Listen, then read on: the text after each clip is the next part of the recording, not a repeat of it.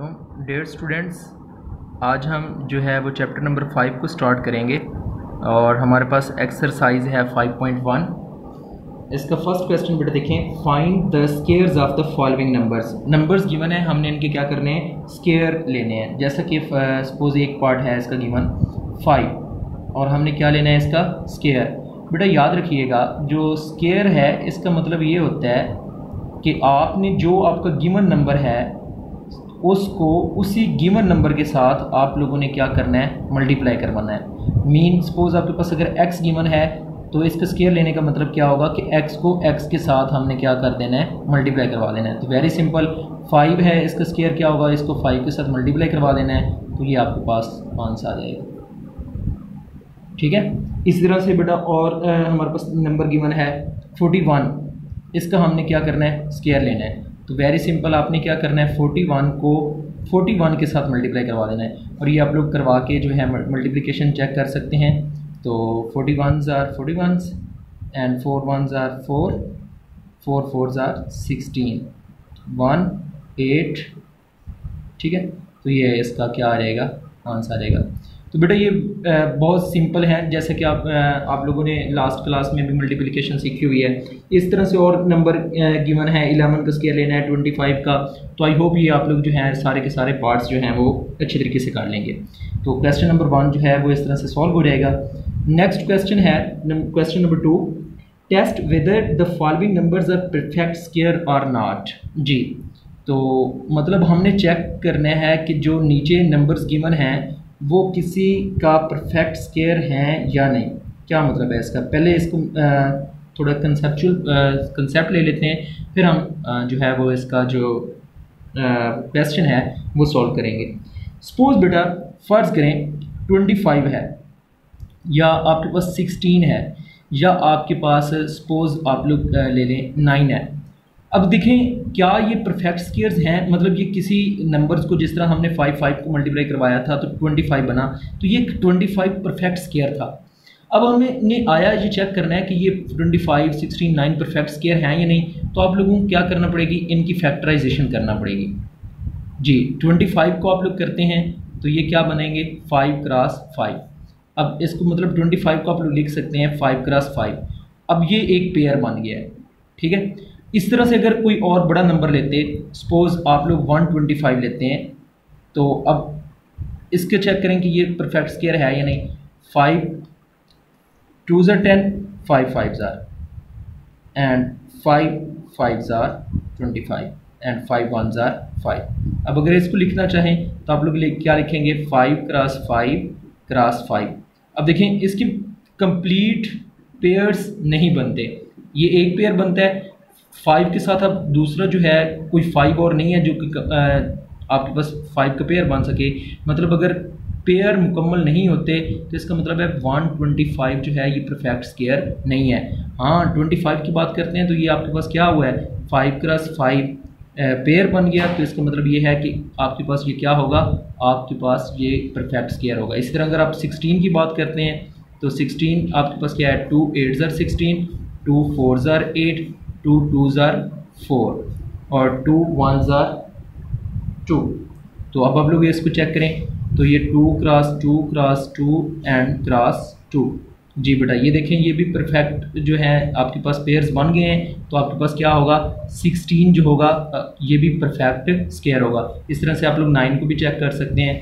9 3s are 9 होता है, तो ये भी एक पेयर बनता है, तो ये भी क्या होगा, परफेक्ट स्केयर होगा। आई होप आप लोगों को ये समझ आ गई होगी कि हम लोगों ने जो है परफेक्ट स्केयर्स किस तरह से लेते हैं, चेक करते हैं कि ये परफेक्ट स्केयर है या नहीं। तो आइए अब हम लोग जो एक्सरसाइज के कुछ क्वेश्चंस हैं वो देखते हैं।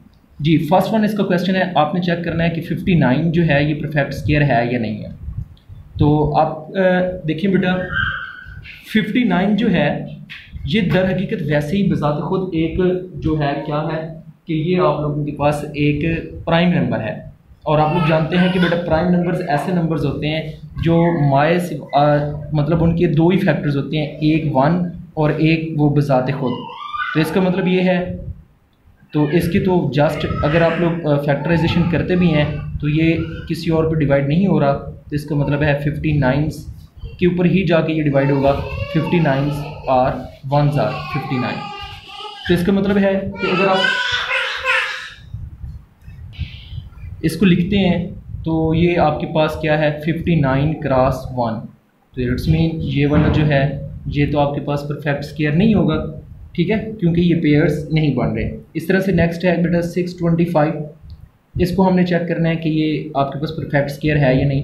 तो अब लोग इसको चेक करेंगे। इसकी भी पहले फैक्टर्स बना लें। 5 के 5 1s are 5 12, 5 2s are 10 25 and 5 25s are and 5 5s are जी। तो बेटा अगर आप लोग इसके लिखते हैं तो 5 क्रॉस 5 क्रॉस 5 क्रॉस 5। तो ये देखें बेटा में कंप्लीट पेयर्स बन गए हैं। तो इसका मतलब है ये परफेक्ट स्क्वायर होगा। इस तरह से बेटा और भी क्वेश्चंस गिवन है, जैसा कि 81 है। तो अब देखें 81 जो है इसको पहले फैक्टराइजेशन करते हैं 81 की। तो ये आपके पास 3 2s are 6 and 2 21, 3 7s are 21, 3 9s are 27 and 3 3s are 9। तो अगर आप लोग इसको लिखते हैं तो ये आपके पास कुछ इस तरह से बन जाएगा।